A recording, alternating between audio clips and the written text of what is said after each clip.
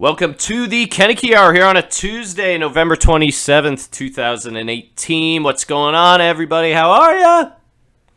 After a long extended break for the show, for myself, for the school in which I attend, welcome back to the Koeneke Hour here on KSSU.com, the student-run radio station of Sacramento State.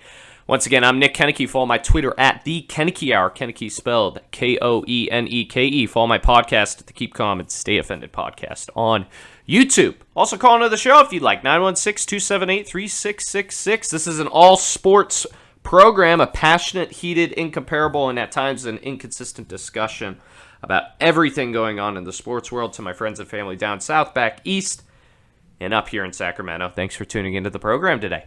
How's everybody doing? Haven't been on the airwaves now for, I believe like 3 weeks. I think the last show I did was on election night, I believe.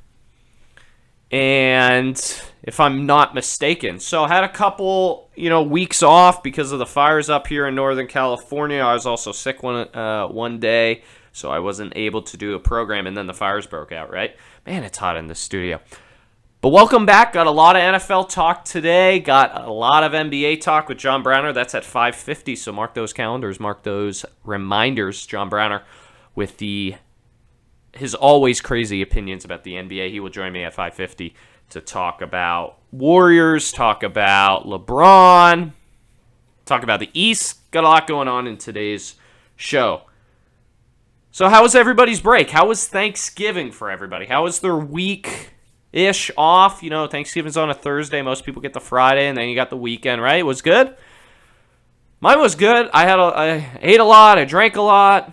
Got to see a couple friends I haven't seen in a while, so that was really nice, and got to spend some time with people I really care about, and people I really appreciate hanging out with. But to start the program today, like I always do, like we always do, I'm going to start with the Koeneke Rant of the week, and that kind of has to do with Thanksgiving. So, happy Thanksgiving. I'll be the last one to say, Chris Berman used to always say that. He'll be like, I'll be the last to wish you a happy Thanksgiving, the last to wish you a happy New Year, Merry Christmas, stuff like that. But the Koeneke Rant of the week has to do with Thanksgiving, and something I really noticed this year compared to years past. Now, Thanksgiving, when you think about it, right? It's about spending time with family, spending time with friends, spending time with loved ones, discussing and being appreciative of the things that you're thankful for in this world. Whether that's a job, whether that's your family, whether that's, hobbies, pets, whatever. And it's a time of reflection of the things you have and the people you've gone on life's journey with. But I find Thanksgiving kind of now not being about the family and friends and giving thanks. Instead, it's about parents being judgmental. I love my parents. Let me put it out there. I love my family. I'm always appreciative of them, but I'm never afraid to call them out on things that I notice. It's not just with them, it's with everybody. I do it with my friends, I do it with my family, I do it with my coworkers, I do it with people here at the station, I do it with kids in my class. I'm not afraid to say how I feel. And during Thanksgiving, you see memes all the time. You see people talk about how they go home, right? They go to their parents' house, and you're immediately bombarded with these questions, immediately bombarded with judgment. And that's what the holidays are kind of now what it's all about. Well, Thanksgiving, not Christmas, but Thanksgiving, because that's the first holiday everybody really goes back to their house, back to their home, back to their parents, before the holiday season, being Christmas, Hanukkah, New Year's, whatever else you celebrate, whatever spiritual or religious holiday you partake in. But now Thanksgiving's starting to be about dodging those questions, right? I go home, I talk with my parents all the time. I update myself. They update themselves. And then immediately it's judgment. It's like, what are you doing with your life? What are your plans? What are you going to do this? What are you going to do that? What are you going to do? What are you going to do? And then when you give them an answer, when you finally give them an answer after dodging, immediately judgment comes out. I had it happen so many times this week. You got to talk about your plans for the future, especially a young person like me who's still in school. Give answers to tough questions while, also trying to describe why you're drunk or you're some degenerate or whatever, right? Because the holidays, it's about partying. It's about enjoying. I eat and drink a lot during the holidays, so judge me. I don't care. But instead of focusing on the people around you, instead everybody, I got 6 brothers and sisters. They're bombarding me with questions, and then we're all yelling at one another. See, that's what happens in the Koeneke household. I'm kind of rambling, but deal with it. In the Koeneke household, we just yell and scream and judge at one another, and that's what the holidays are for. And it's great being on that the offense. On defense, when everybody's attacking you, it's the worst feeling. But when you're on offense, you're like, yeah, what are you doing? What are you doing? And I'm an easy target. I'm not necessarily an easy target, but I'm a prime example of that because I'm always blabbering and I'm always opening my mouth. I'm always, calling out people. I'm always saying how it is. I'm an eye test kind of guy. When I see it, I talk about it. And I say it, and I don't think about what I'm saying. So Thanksgiving's kind of becoming like that, right? And it's for the... People say, it's for the better, it's for the worse, whatever. I don't really care. It's just something I noticed. And that's why I brought it up in the Koeneke Rant of the Week. Like, why are parents so judgmental during Thanksgiving? It makes no sense to me. Why are they so eager to ask all these different questions, and then when you give an answer, they're either not happy or they're saying something else? It's like their Super Bowl. Thanksgiving is our parents' favorite holiday because they can just attack your insecurities and your opinions about things and what you're doing with your life, and you have no defense for it. Thanksgiving. Not about the turkey, not about the beer. It's all about judgment. All about judgment. Here on the Koeneke Hour, just much like I do. I sit on this show and I judge what I see in sports. That's the profession I want to enter. So I'm going to do it. I'm Nick Koeneke. Follow my Twitter at the Koeneke Hour, Koeneke. Follow my podcast at the Keep Calm and Stay Offended podcast. So I haven't been on the show for a while. Haven't had a show for a while. So let's kind of recap. Anybody watch football over the weekend during the holidays? Football goes hand in hand with Thanksgiving. Everybody watch Week 12 in the NFL. I got 3 of my reactions, impressions, something I noticed. Like we always do here on the Koeneke Hour. I was able to watch the Bills-Jaguars game. You might be thinking at home, thinking to yourself, listening to the program, Nick, why in the hell are you watching Bills-Jaguars? 2 losing teams, 2 bad teams. Why would you watch it? I had money on the game. Had the Bills, were on the Bills. And something I noticed with the Bills is they're so bad, but for whatever reason, they just find ways to win games. I think they have 4 victories now. They beat Jacksonville in a pretty darn good game.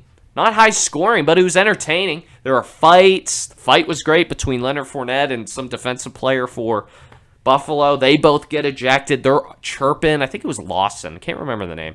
That might be the name. They're chirping at one another, going towards the locker room. It was fantastic. Bills fans, Bills Mafia throwing crap on the field. It was great. But how do the Bills, somebody answer this to me, how are the Bills still winning games? Is it because they're playing dumb, bad teams or what? I haven't looked at their schedule. It's just I'm watching this game. They pull it out. I win in my bet. And I'm thinking to myself, how the heck do they keep winning? I know they have a losing record, but they should have maybe 2 wins all year. Maybe. Instead, they got 4. So that's something I watched. What about the Colts? The Indianapolis Colts and the resurgent Indianapolis Colts. Now winners of 5 in a row. You got the Texans who've won, I believe, 8 in a row. You've got the Colts who've won 5 in a row. And you got the Saints who are looking for their 11th in a row. That's insane. You got all these teams going on streaks. Everybody wants to talk about the Texans. Everybody wants to talk about the Saints. But what about the Colts? Andrew Luck throwing, I believe he's thrown 3 or more touchdowns in each of the last 5 games. Think about that stat. I know the division isn't very good, besides for the Texans. But I mean, that's got to be impressive. They started out real slow. I believe they were like 1-4. All of a sudden, they have a winning record. Andrew Luck comes back. Everything's all good with them.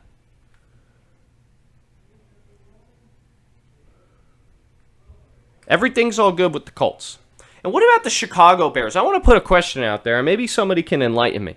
This is the time where I just say whatever I saw, and I don't do any analysis of it. What about the Bears, the Chicago Bears? Are they a for-real team? Looks like they're going to win their division. They've got 8 wins, 3 losses. They've also won 5 in a row. And they have arguably one of the best defenses in football. But are the Chicago Bears a real threat in the NFC, while the NFC is packed with really good teams? Can the Chicago Bears, offensively specifically, keep up with these high-flying teams? Are the Chicago Bears for real? I don't know. They're an interesting team to watch, and it'll be interesting to see if they can hold on to that division. I know they got a decent lead, but 5 weeks, that's a long time. There's 5 more games in the season. So we'll see if they can do anything, keep their division, maybe make the playoffs, because it seems like forever since they were in the playoffs. When was the last time a Chicago Bears team was in the playoffs? Maybe Jay Cutler? I don't know. But are the Bears for real? It's a good question to ask.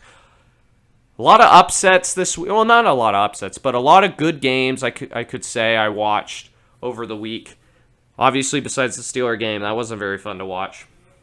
It was the same old story, but, some interesting games. I know the Jets kept it close with the Patriots for 3 quarters. That was interesting. Some compelling stories. Not great games, not great matchups, not great teams, but a lot of interesting, like the Chargers, for example. They end up blowing out the Cardinals, but they go down 10-0 in the game, and then Phillip Rivers throws for the record for the most completions in a row to start a game in the history of football. So that's interesting. I know the Cardinals stink, but that's something you had to put on notice. 522 here on KSSU.com, the student-run radio station of Sacramento State. I'm Nick Koeneke. Thanks for tuning into the program. I'm kind of mellower today. You probably don't notice because you're always thinking Nick's yelling all the time. I've had some major headache. I haven't been sleeping well. I don't know what is going on with me, but right now I'm kind of Show's not that long today just because I feel You guys ever get that? You ever feel It's kind of a weird noise, but everybody knows what I'm talking about, right? You either wake up and you're like, today's gonna suck! You slam your alarm. I don't want to go to school! I don't want to go to work. I don't want to do this. You're in the shower, clean yourself off, right? Getting the towel, wiping your ass, stuff like that. And you're just like, oh, God, today's going to suck. That's how I felt all day. Maybe it's the rain. It's raining up here in Sacramento. All right, moving on to the Steelers. So the Steelers lose on the road in Denver. They fail once again to win a game in Denver, playing down to their opponents and losing 24-17 to the Broncos, and now their record falls to 7-3-1. So like I always do, 3 takeaways from Sunday's loss. Here they are. And I'm going to take a little unconventional approach because people might be talking, you had this, you had that, you had this in the game. I'm going to take a different approach. Here are my 3 takeaways from Sunday's loss against the Denver Broncos. Number 1, the James Conner honeymoon for the Steelers, for the organization, for the fan base, is over. Number 2, this loss shows that Ben Roethlisberger might be the most formidable weapon and key piece of that offense, while also being the kryptonite for that team. And I'll explain. And finally, you can say goodbye to a first-round bye if you're the Steelers, in my opinion. Let me explain all of that. Starting with James Conner. So what I mean by that, his honeymoon is over. It's time for James Conner to play up to the expectations that were put on him. It's time to be a big-time playmaker and be a formidable back right now. So what I mean by that is I'm not saying he's got to be a top 5 running back. He's got to do this. He's got to do this. Things that Le'Veon Bell did for this team. I'm not saying that. But you got to be able to perform week in and week out. And James Conner has been inconsistent and it really showed in Denver. You got the honeymoon period where he played really great for like a 6-week stretch. You know, a bad game here or there, but he played pretty darn well to start the year. Now that's over. Turnovers are becoming a problem. Consistency are becoming a problem. His lack of catches out of the backfield are becoming a problem. The drops out of the backfield are becoming a problem. So the James Conner honeymoon phase, whatever you want to call it, is now over. We've talked about this season, and from the beginning of the season, how important Conner had to be for this team absent Le'Veon Bell. Like I said, some weeks he performed well. Other weeks he was nowhere to be seen. If you're going to be a top back in the league, you can't just go hiding 1 week here, 1 week there. You just can't. It's not just Conner's not the only problem, okay? But the lack of commitment in some weeks from the OC and Ben Roethlisberger, Fickner and Roethlisberger, the lack of commitment to running the ball and getting Conner the ball, specifically earlier in games, has become really evident in the last couple weeks. I believe Conner had 13 touches against Denver. Roethlisberger threw for like 56 times, above 55. That's insane. Conner isn't getting the ball, and when he's not getting the ball, he doesn't play well. I mean, that kind of makes sense, goes hand in hand. But when you're not giving the guy a chance, obviously his numbers are going to show. And guess what? Almost every single game, Conner has less than I think it was 50 or 60 yards of scrimmage yards. The team loses. So everybody's to blame. Conner, Roethlisberger, and the OC. Conner isn't getting the ball. He's not playing well when he does get the ball. He has 2 key drops. One of them that should have gone for a touchdown late in the Denver game. So Conner, I know he's a young player. Everybody's like, be patient, do this, do that. I get it. Yeah, that's fine. Like, young player, they're going to make those mistakes, especially a guy who's, just learning how to start and play every down. But the honeymoon phase is over. It's time to say, you know what? You're like everybody else. You're not special. You're not this. You're not that. Okay? Are the Steelers now going to regret the decision to put all hope and confidence in Conner? Wink, wink. Le'Veon Bell? Maybe, maybe not. We'll have to see. I know it's way too early, but it's worth asking that question. It's worth putting it out there. That James Conner's lack of production and consistency in showing up in some weeks is becoming a problem. And I mentioned probably about a month ago that the only thing that's going to derail James Conner is fumbles. It's not injuries, because everybody suffers from injuries. It's not that he's not getting the ball. If he turns the ball over, he's going to lose confidence in himself. The offense is going to lose confidence in themselves. And especially having Big Ben Roethlisberger as quarterback, that's going to affect the overall offense and how they operate things. And guess what? They lose to Denver. So that's a problem. Moving on. Why doesn't Ben... Why I should ask this. Why does Big Ben always get a pass for his poor play? You might think Nick. Roethlisberger threw for like 450 yards. Okay? He threw like 56 times. Okay? He had a couple touchdowns. Okay, great. Yes, he threw over 400 yards. Yes, he had a pretty darn good completion rating. But why, week after week, does he get a pass when he makes crucial, stupid mistakes? Everybody I've talked to, everybody here, they're like, oh, Roethlisberger's so great. He makes all these plays. Yes, he's going to make a couple bonehead plays, but that's okay because he's Big Ben. I say that it's not okay. Big Ben is one of the most exciting quarterbacks to watch. But man, does he look dumb sometimes. And man, does he look really stupid. Like a Blake Bortles type. But why does he throws 2 picks in the game?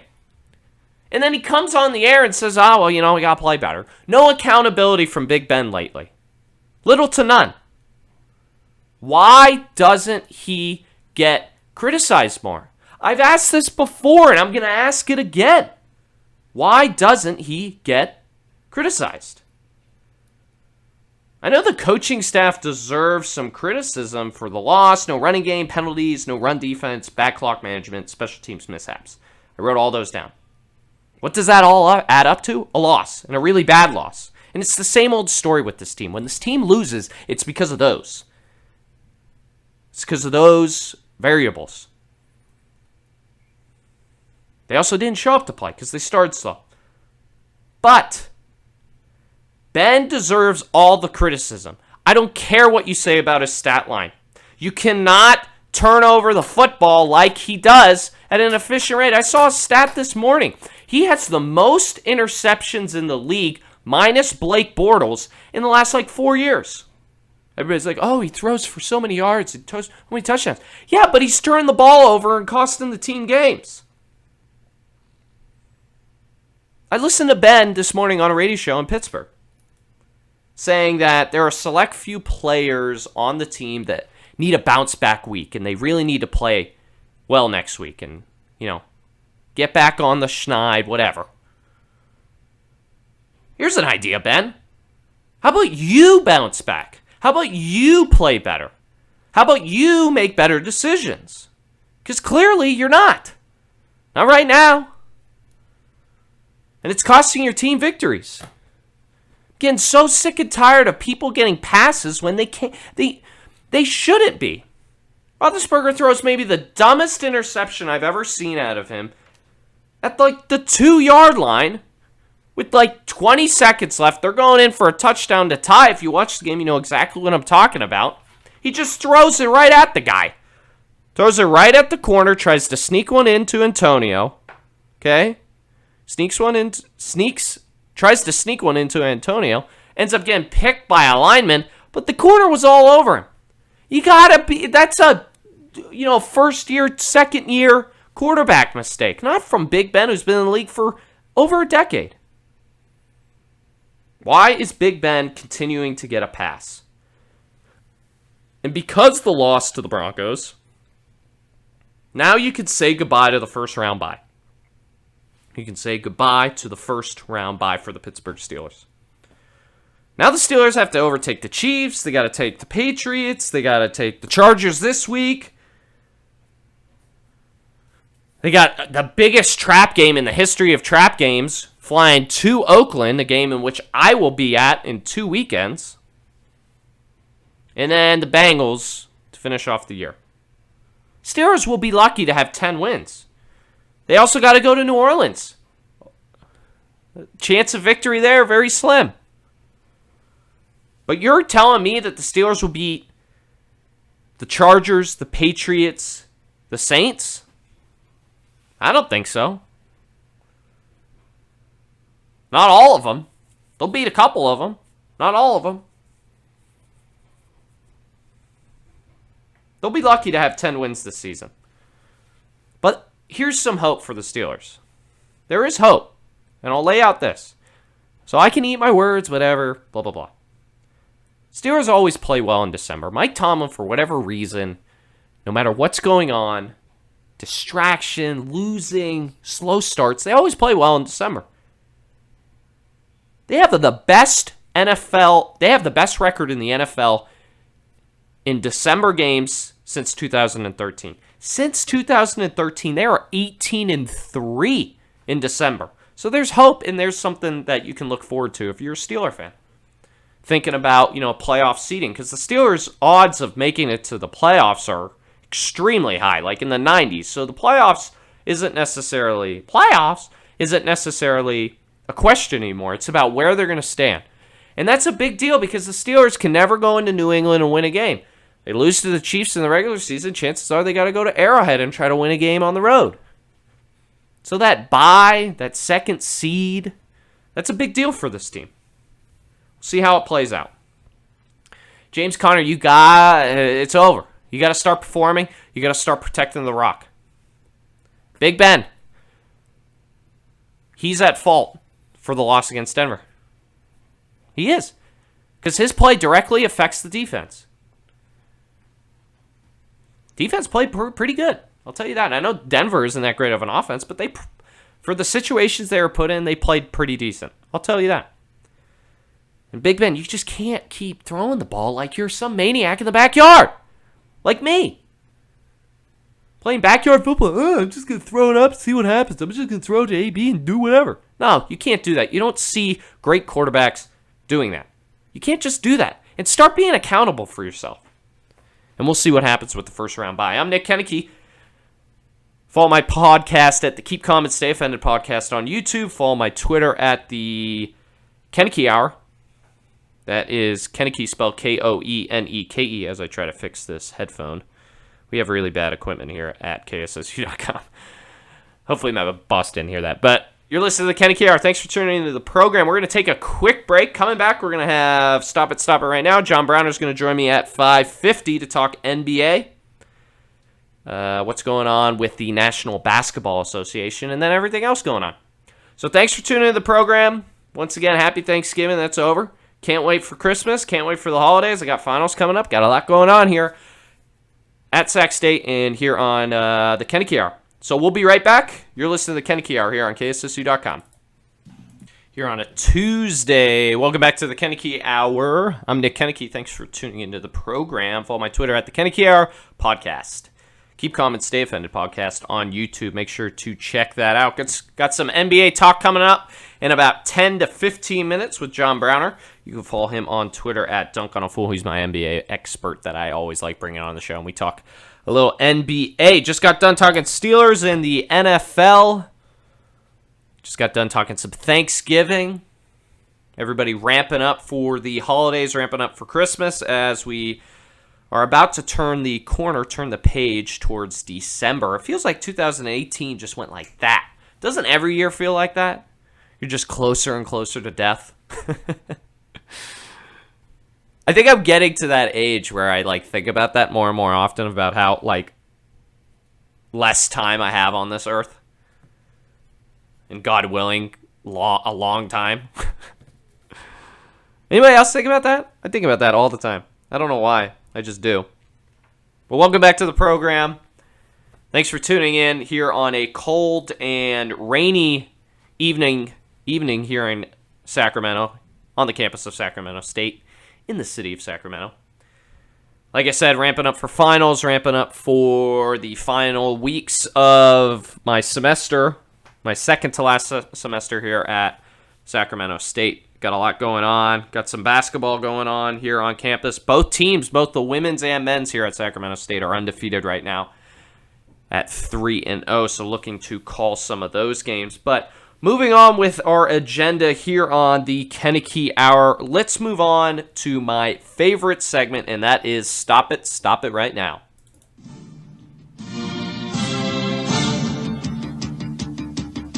Welcome to Stop It Right Now. No. Good morning, Vietnam! Boy, that escalated quickly. I mean, that really got out of hand fast. Stop it. Get some help.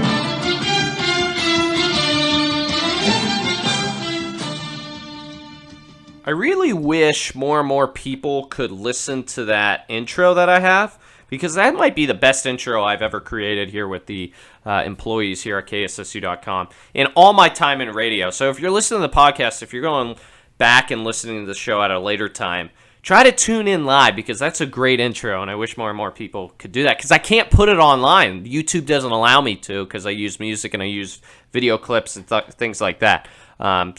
So if you got the time, try to tune in live and see what I have in store for Stop It Right Now. So I wanted to talk. I alluded to this before the intro, about how the holidays are coming up, right? Christmas, New Year's, my favorite time of the year, by far.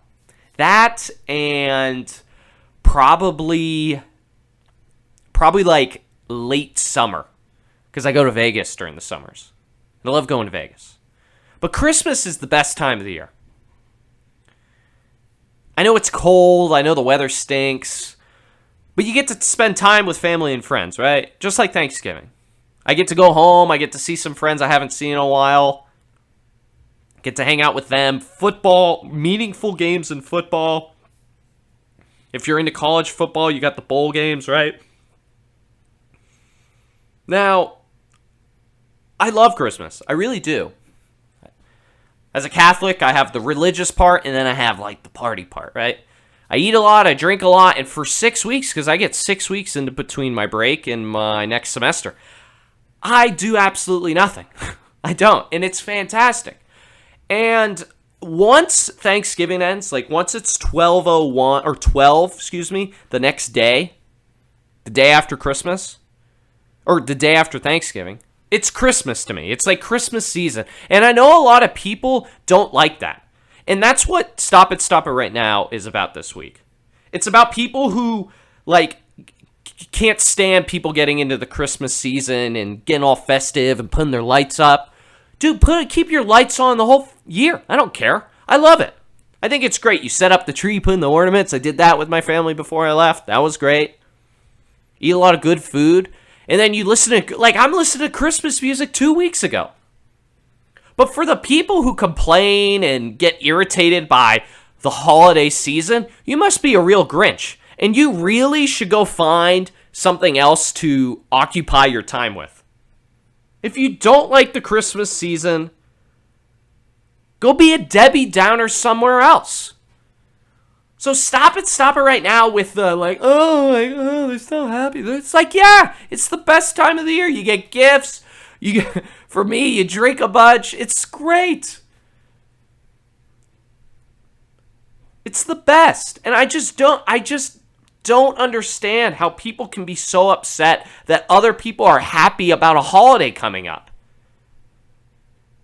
People are like, oh, you shouldn't start celebrating Christmas till like the week before. It's like, really?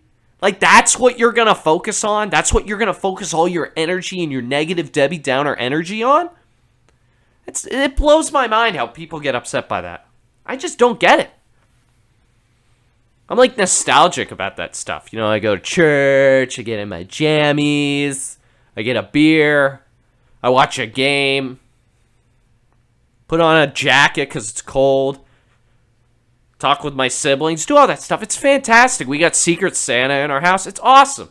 And if you don't find this part of the year the best time of the year, what else is great? You know, the 4th of July is great, especially, you know, you get the fire, like, I get it. You get the fireworks, you get, barbecue, stuff like that. But what other time? Thanksgiving, totally understandable. Totally get it. For all those people who are like, oh, I don't like the Christmas season. It's too cold. People are too happy. And, I just want to be alone and I don't want to be bothered. Then go do that. Stop coming up to me and, like, exuberating your negative energy towards me when I'm just trying to enjoy the holiday. So get out of here with the whole, why do people have to put up lights so early? Like, God. This is what's wrong. You're what's wrong with the world. We need to eliminate all those people. So stop it right now with that kind of stuff. Makes me so mad. 547 here on KSSU.com, the student-run radio station of Sacramento State. I'm Nick Koeneke. Twitter, the Koeneke Hour. Podcast, Keep Calm and Stay Offended on YouTube. Check those out. Also, check me out here on KSSU.com where I broadcast. Well, it's winter now, so men's and women's basketball, and then in the springtime I will be doing softball. So check out that here on the KSSU.com programming here at Sacramento State. Like I said, John Brown is going to join me in a couple minutes after our next break to talk everything in the NBA, and then going to end the show a little earlier, like I've been doing. Got a lot going on, so I got to, head back. I got a test this weekend. It's basically stats, so I got to go home and start studying and doing that kind of stuff. So, once again, that's why today's program is a little shorter. But hope everybody's having a great week. Hope everybody's if you're a college student, hopefully you're finishing the semester, on a good note, on a footnote. I know this time of the year is like everybody's all stressed and they're freaking out, just kind of like midterms was like a month ago or whatever. But push through. Nick Koeneke with the motivation here on a Tuesday here on KSSU.com. All right, we're going to hit a break. John Browner's going to join me in a couple of minutes. You're listening to the Koeneke Hour here on KSSU.com. 5:52 here on KSSU.com, the student-run radio station of Sacramento State. I'm Nick Koeneke. Follow my Twitter at the Koeneke Hour. Also follow my podcast on YouTube. That is the Keep Calm and Stay Offended podcast. Moving on to the NBA, I got John Browner on the line, my NBA kind of expert guy I like to bring on. You can follow him on Twitter at DunkOnAFool. You can also check him out on the Mighty 1090 as he is an on-air personality for the Scott and BR show. But he's here on the Koeneke Hour to talk some NBA. John Browner, how are you, sir? Man, I ain't no kind of expert. I am the expert. What you mean, kind of expert? Well, I don't know. When you called in, you didn't have much energy. You're always bringing the energy. What's going on down there? Is it raining like it is up here? You got a little funk? No, man, I ain't got no funk. What you talking about? I don't know. I just something I noticed. Usually you got a pent up energy coming on. You're kind of, was it because I bailed on you, a couple weeks ago when I was sick? Was it because of that? You got some, man, beef? Look, it's absolutely gorgeous outside. Any day I can wake up and walk around outside, it's another day I got a W in the win column. So I ain't never sad. I'm always happy. All right, that's John Browner. Follow him on Twitter at DunkOnAFool. John, I wanted to talk everything in the NBA. We're going to start in the East, right?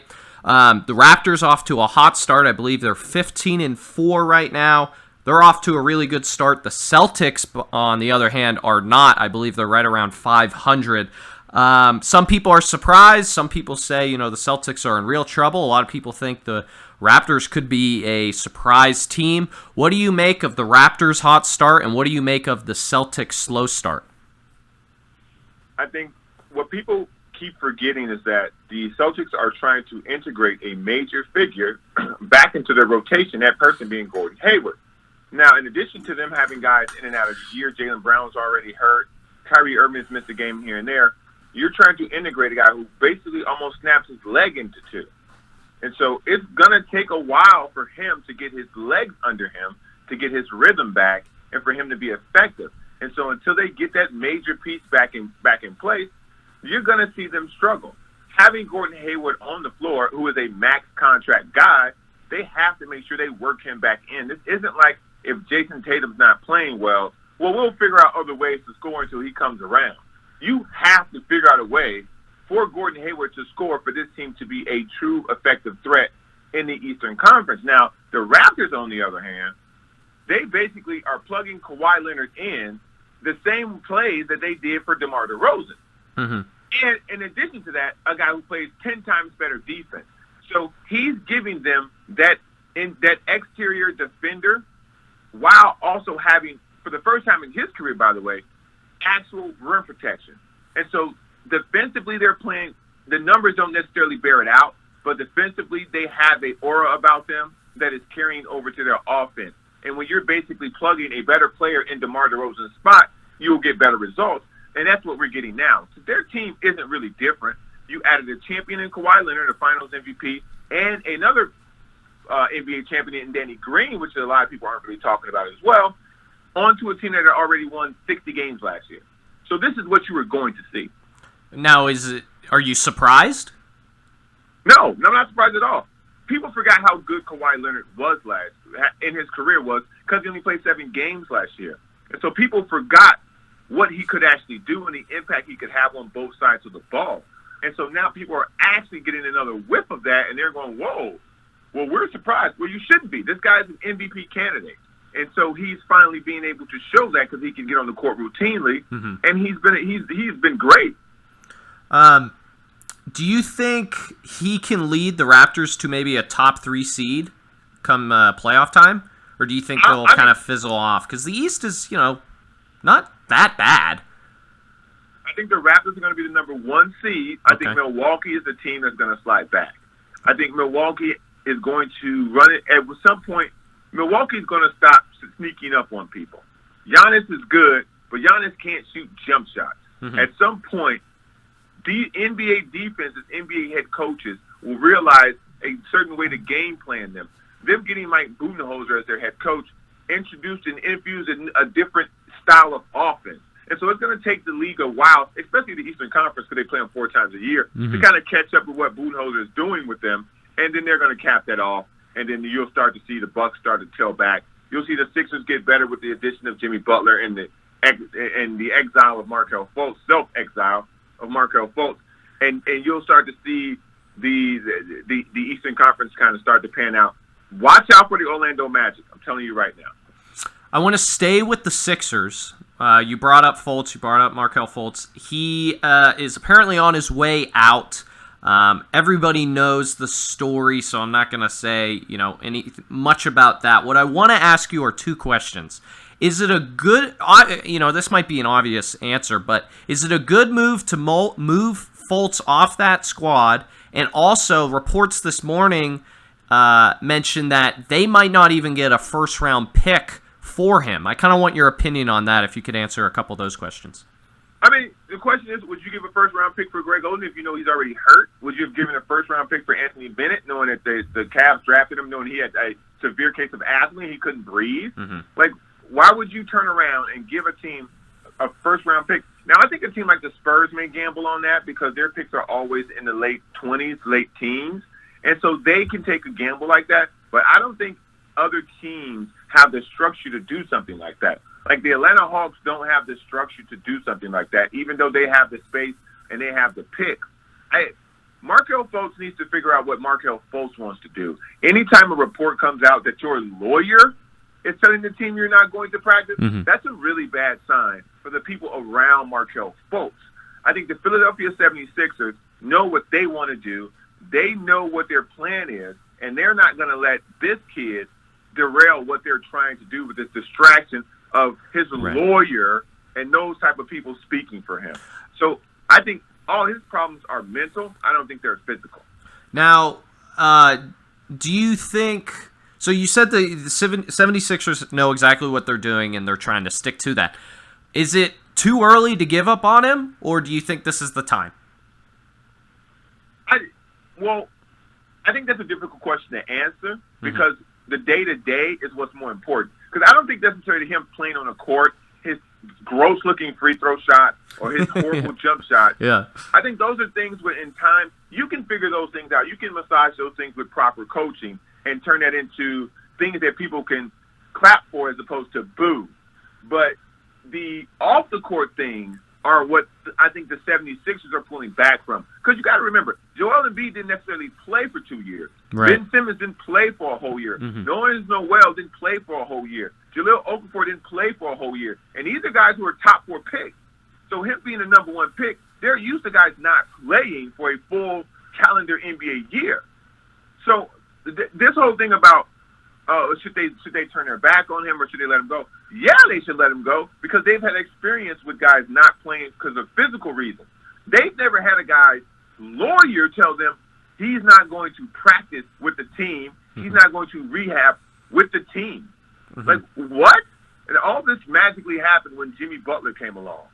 Now all of a sudden he's out of the starting lineup. Now all of a sudden his shoulder hurts again. Wait, now it's not his shoulder, it's his wrist. Right. Like, this is a grown man's business, and he's playing a child's game. And so the Sixers don't have time for that. When he's ready to play big boy basketball, maybe they'll bring him back into the fold. Maybe they'll trade him. I think they should have sent him to the G League, let him find his mojo, and go from there. Because he can play. He just needs to get on the court and do it. Lakers currently are the 7th seed right now. I know it's a little early to talk about that, but they seem to be kind of catching their stride. They're back over 500. What do you make of the Lakers and what LeBron's doing in LA? Average. This is what I expected from LeBron. This team that he's on now is a little bit talented than what he had in Cleveland. So I think they're going to finish within 5 or 6 range.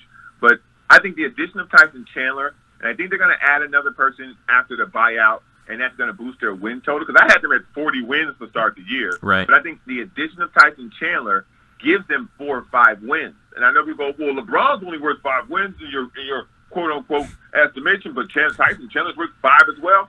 Yeah. Yeah, fool. It's the type of thing that Tyson Chandler does at the end of the game. It's the level of communication. It's the rotation. Tyson Chandler makes guys better in ways LeBron James can't anymore, and that's defensively. LeBron James doesn't have it in him physically to guard the best player all game. So now you got guys like Tyson Chandler to guard the basket. You got guys like Brandon Ingram to guard your best player. Lonzo Ball to guard your second best perimeter player. Tyson Chandler and JaVale McGee to protect the rim. What that does for you is it gives LeBron opportunities to now pick his spots offensively and defensively. And that's what Tyson Chandler's giving to him. I think that's why 5 more wins fit with what they're going to get now. Now, probably about a month ago, I mentioned that I think LeBron is a bad influence on the Lakers, and I asked you that question on Twitter, and I just wanted some clarification, because my whole point about LeBron, and if you could quickly answer it, was that he is coming to a team with expectations, championship, MVP caliber seasons, the best player in the world, and that could have a negative impact on a young team that's just learning to try to win, and put some games together and good games and win some games. Quickly, I know you disagree, but why do you disagree? Because I think under the right circumstance, those players can learn good habits from LeBron James. I think a lot of times people develop bad habits on losing teams. LeBron James's work ethic is something that can rub off on guys who want to be great. I think that will rub off on a guy like Brandon Ingram. I don't know if that'll rub off on a guy like Lonzo Ball.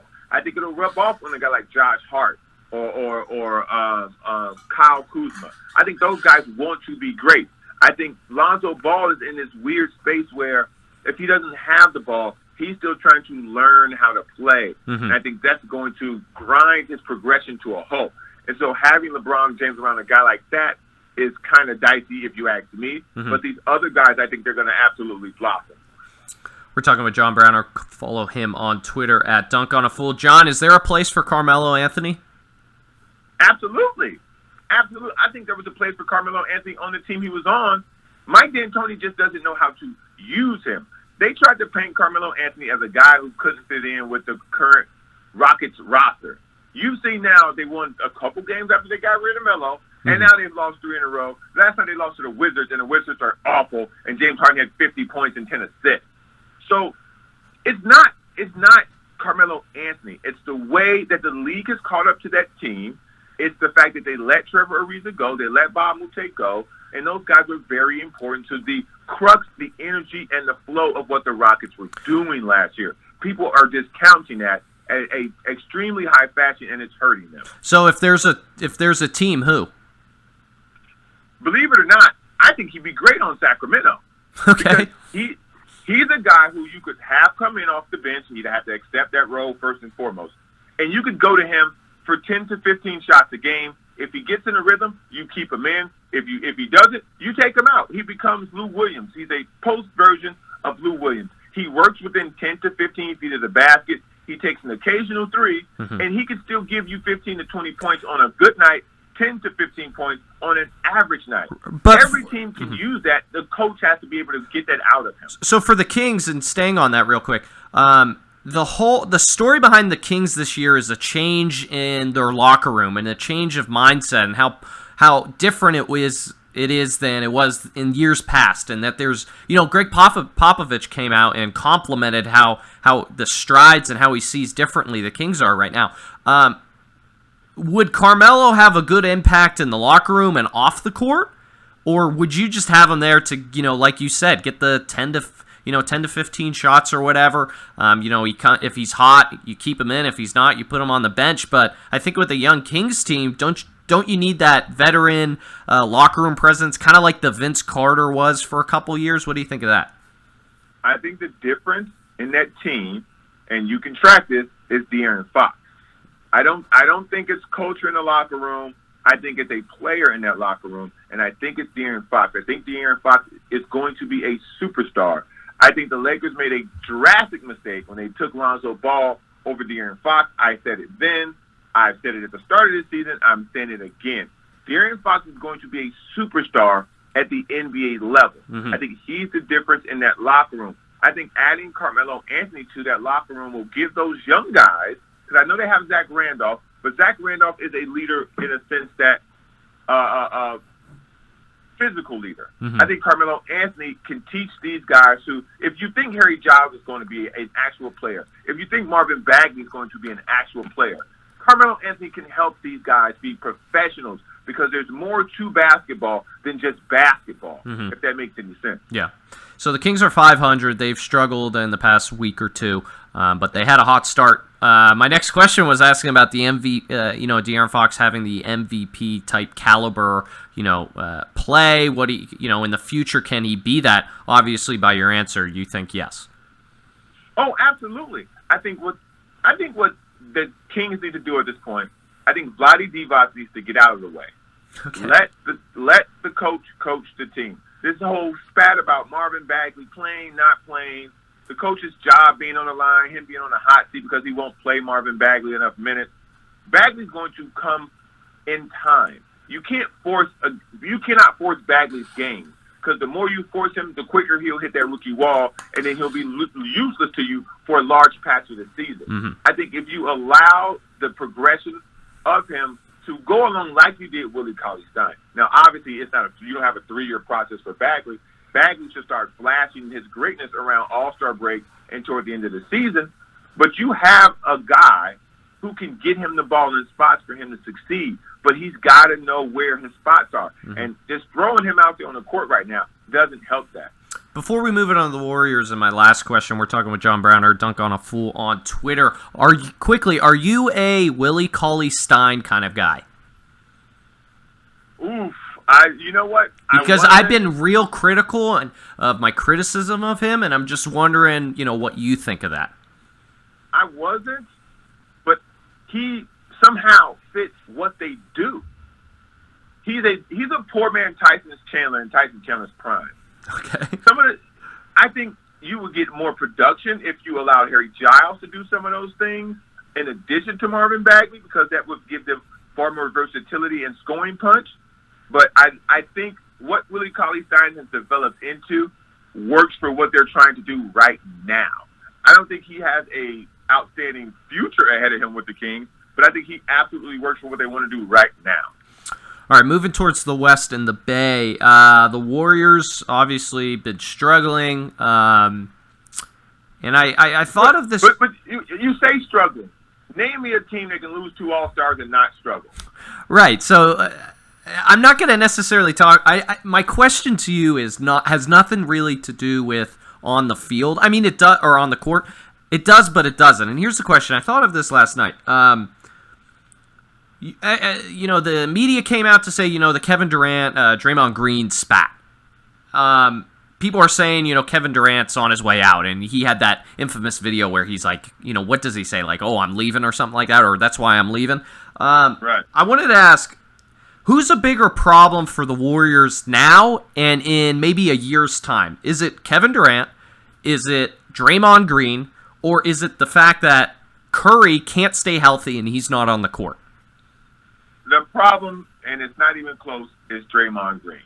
Kevin Durant is a once-in-a-generation talent. Steph Curry is a once-in-a-generation talent. There's a guy like Draymond Green in the draft every year. There's a guy like Draymond Green. 5 or 6 of those guys are floating around the league that the Warriors can get their hands on. You got to figure out how to make sure that Kevin Durant is on good standing with this franchise. Period. End of discussion. All this craziness about, Draymond saying, we won before you. Yeah, you did, but then you also lost in a 73-9 season to the Cleveland, an underhanded team in the Cleveland Cavaliers beat you because you couldn't control yourself. Since they've added Kevin Durant, what's it look like when they played in the finals? Not even close. Right. So it's not, get rid of Draymond if you got to. This whole heart and soul thing can easily be replaced by a guy like, DeMarcus Cousins, a guy who's already on their bench. A better version of Draymond Green is DeMarcus Cousins. So this whole thing about them needing Draymond, they don't need Draymond. They're better with Draymond, but if you lost Draymond and you kept KD, you're still a threat to win the championship. You're still the league's favorite to win the championship for the next 3 or 4 years. So you're looking at the future. What about right now? How big of an issue is not having Steph Curry on the floor? Again, you're taking – I think what people don't understand, when you remove Steph Curry, you remove Draymond Green, regardless of what you think of Draymond, I don't think very highly of him, but you're now altering their offense. You're altering the rhythm of their offense. You're altering where guys are getting shots from. You're removing points from the floor. And while you're doing that, you're asking guys to do things that they can't do. You're asking guys to do things they're not used to doing. You guys, like Jordan Bell's used to playing 6 or 7 minutes. Draymond's out now. You're asking him to play 12 to 15 minutes. He may not function well in that role. Sean Livingston will be fine. Andre Iguodala will be fine. Quinn Cook, not so much. He's had great games. He's had awful games because you're asking him to do things that are out of his realm of expertise right now and in his NBA career. And so the more you can get guys back in their normal roles, the more you will see the team get back in a place where they look like the Warriors who we've come to know. All right, John, last question, and I try to keep this program as family-friendly as I can. I just wanted your opinion on the Dwight Howard stuff, and if you could try to keep it as clean as possible, I'd appreciate it, but also give your honest opinion. I think it's okay for Dwight Howard to be into the same sex. I think the fact that he doesn't want to either come clean about that is not a problem for me. I think it's a problem for his locker room because they'll keep getting questions about Dwight Howard's sexuality. Who Dwight Howard wants to sleep with is Dwight Howard's business, but Dwight Howard cannot let that ruin his locker room. If he goes into the locker room in a closed-door meeting to team coaches and players only and says, hey, man, these things about me are true. I do like guys. I want you to hear this from me, not from some transvestite on the internet. Okay. You'll be okay. But if he hides this, and you got people who throw same-sex parties in Atlanta saying, oh, yeah, Dwight Howard came here. He slept with this guy, and this guy. You're going to have a real problem. So, unfortunately for him, he's got to come clean with his teammates. Whether or not he comes clean with the public, who cares? Whether or not we care shouldn't matter to him. It's whether his teammates care. But yeah, that's a weird. That's. I'm not shocked by that. Is the story over, or is it going to continue? You know what? I don't know. It just depends on how who's willing to take this on. Yeah. Because if it makes, let's say, first take, you're in trouble, Dwight. If it makes first things first, you're in trouble. If Skip Bayless starts talking about whether or not Dwight Howard's a homosexual, sure, you got a problem. You got a problem. So that's a good question. I don't know how long that lingers. That's John Browner. You can follow him on Twitter at @DunkOnAFool. Also, John, your segment on the SconBR show is Wednesdays at 5. Is that correct? Wednesdays at between 4 and 5. Between 4 and 5. You can check him out on the Mighty 1090 on the SconBR show and here on the Koeneke Hour. John, I always appreciate the time, and I look forward to talking to you in the future. Thanks. Always, brother. All right. That's John Browner. 6:15 here on KSSU.com, the student-run radio station of Sacramento State. Getting ready to wrap everything up here on the program today. Check me out next week, next Tuesday here on KSSU.com, the Koeneke Hour from 5:10 to 7 o'clock. Only 6:15, but like I said, it's a busy time of the year for me and the rest of school and the rest of Sacramento State, so I got some stuff to do. Pew, pew. All right, I just want to say thanks for tuning in to the program, everybody. I'll be back next week. Like I said, also check me out calling Sac State men's and women's basketball here on KSSU.com, where I do color and play-by-play commentating for those basketball games. Once again, to all my friends down south, back east, and up here in Sacramento, to all the family and friends, and to you, the listener, thanks for tuning into the program. I look forward to being back next week with all of you. Remember to check me out on Twitter at the Koeneke Hour. Remember to check my podcast out on YouTube at the Keep Calm and Stay Offended podcast. I'll be back next week. Until then, I'll see you guys next Tuesday.